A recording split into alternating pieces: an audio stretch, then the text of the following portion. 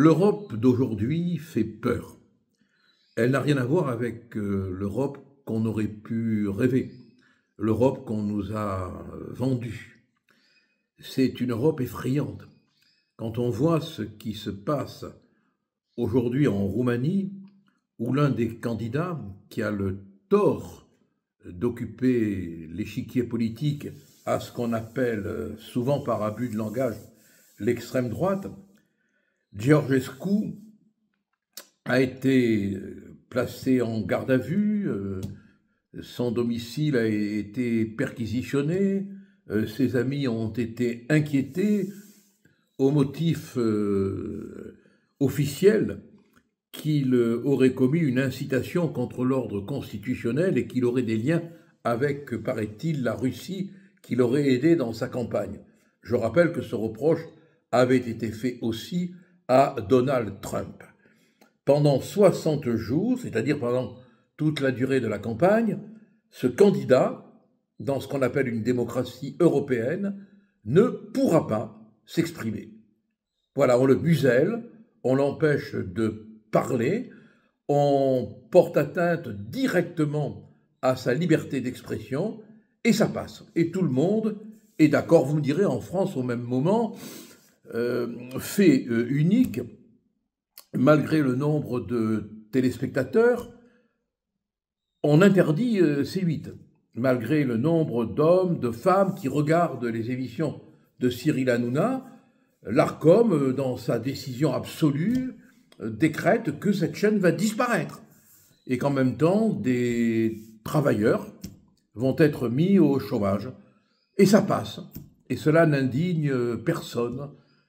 Et en même temps, Apathy se permet de comparer l'armée française à des nazis et la colonisation à la répétition d'Ouradour-sur-Glane.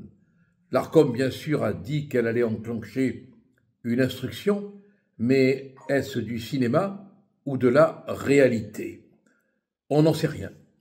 En tout cas, il se passe quelque chose dans ce pays qui est très dangereux pour les libertés.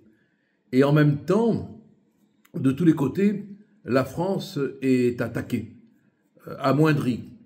Qui a vu la dernière conférence de presse du Premier ministre, qu'on pourrait appeler le premier sinistre, où il ne se rappelle pas du nom du texte relatif à l'immigration, où il ne trouve pas son verre d'eau perdu dans des papiers, montre à quel point de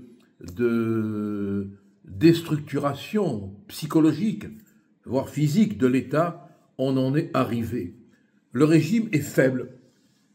Alors il paraît que dans 6 semaines, si l'Algérie n'est pas revenue à de meilleurs sentiments, on prendra des mesures. Enfin, me direz-vous, 6 semaines, et pourquoi pas tout de suite?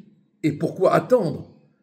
Boualem Sansal, lui, il est toujours en prison, et on n'a rien fait, et on n'a rien organisé pour obtenir sa libération.